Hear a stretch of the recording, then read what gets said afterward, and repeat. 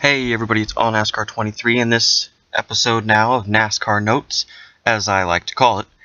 We'll be done on the Sprint Unlimited, which was just finished just a bit ago, and this will be a regular thing, hopefully, that I can keep up. A lot of things I'm trying to do. I don't know if this will be something I can do every week, as I have a lot of other things I have going on this channel. Just a whole lot of stuff. But this Sprint Unlimited was a 75-lap race broken into segments of 30, 25, and 20 laps. I could get rid of those segments, I don't know if you give it more excitement or what, based on how the race went tonight.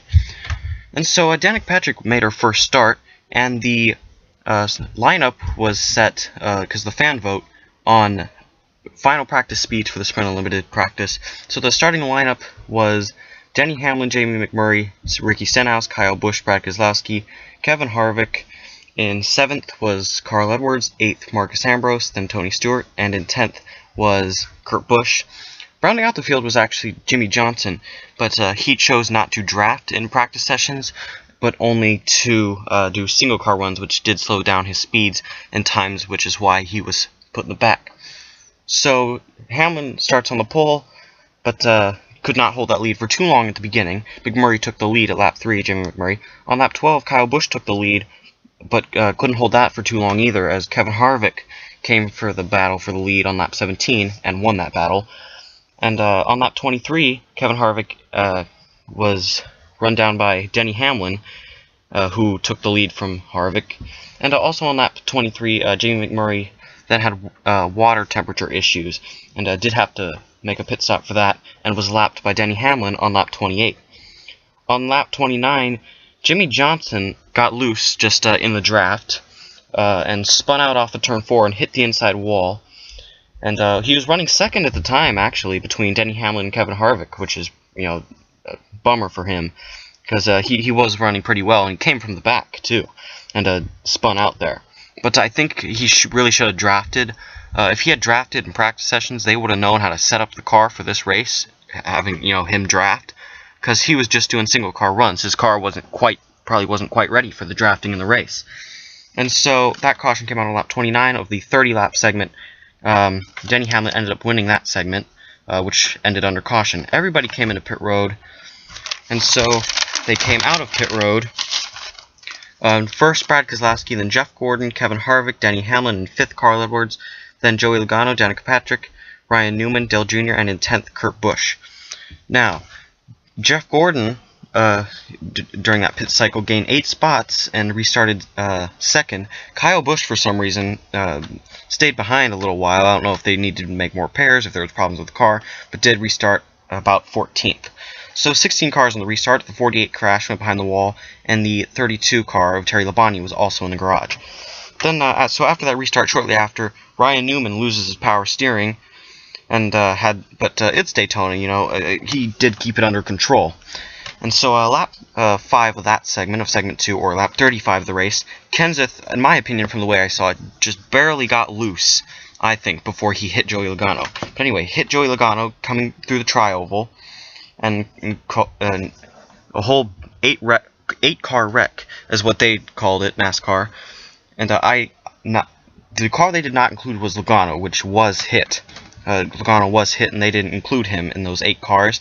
So I count him as the 9th car. But he did avoid it and came out of that thing 3rd somehow, with just some very minor, just cosmetic damage. And the cars involved were Matt Kenseth, Joey Logano, Jeff Gordon, Kurt Busch, Carl Edwards, Ricky Stenhouse, Danica Patrick, Kevin Harvick, and Tony Stewart. So all 4 Stewart-Haas cars. And the 17 car of Ricky Stenhouse hit Danica Patrick on the side. Not the first time that's happened. But anyway, did do that as he came off the wall. And somehow ran into the side of him. He had all the room in the world. It looks like he was having trouble seeing, though. I think he could have avoided that. Maybe he couldn't see Danica or where she was. Danica could have finished that race, or could have at least gotten out of that wreck if she hadn't been hit. And so they restarted on lap 11 of that segment after a long red flag for that wreck, and because Kenseth was trying to move to the quicker line, because Keselowski, who was in front of him before that time, he was trying to move lower to get into the quicker line. Keselowski was a little too slow in front of him. So 9 cars restarted, actually. And first Hamlin, then second Keselowski, third Kyle Busch, fourth Joey Logano, and 5th, Jamie McMurray. On lap 12 of that segment, so a lap later, Keselowski takes the lead. And on that lap, that first lap of the restart, Kevin Harvick lost the draft completely and after the damage from the wreck. On lap 15, Joey Logano takes the lead, but only for Denny Hamlin to take the lead back on lap 17. And then Hamlin won segment 2. Now if they had gone one more lap of that segment, Harvick would have been lapped in about turn 1, but it wouldn't have mattered because he would have gotten the lucky dog anyway. And so the mandatory pit stops now come, and the fan vote says that the third segment restart order will be determined by the order of which the cars come out of pit road for this mandatory pit stop, which was something I voted on. And so that was good for me. So everybody came into pit road, obviously. They came out first, Denny Hamlin, then Jamie McMurray, Dale Jr., Joey Logano in 5th, Kyle Busch, then Brad Keselowski and Marcus Ambrose in 9th. I don't know. I think there was only 8 cars that restarted. No, there were still 9 cars at that point. So the third segment. Hamlin restarts first, and won the first 2 segments at this point, by the way.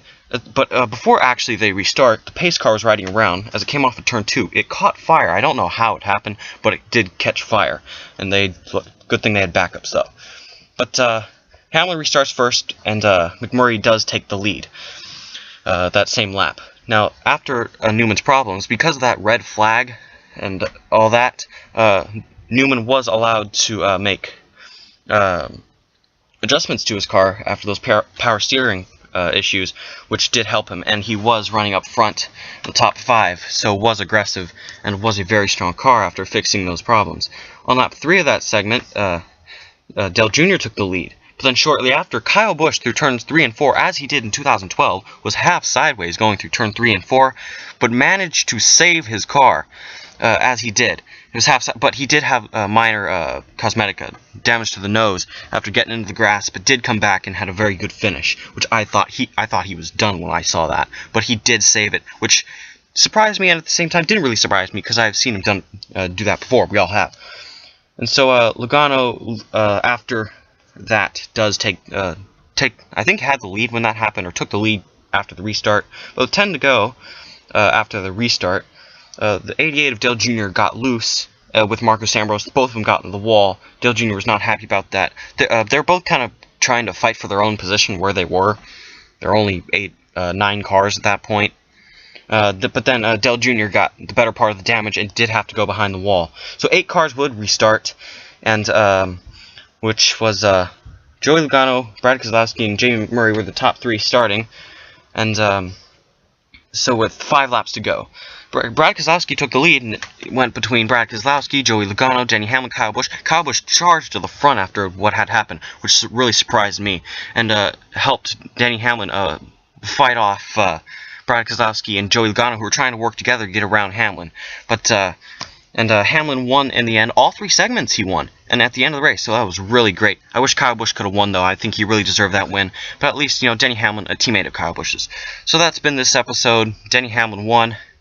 Thanks for watching. See you guys next week. Thanks for watching. Goodbye.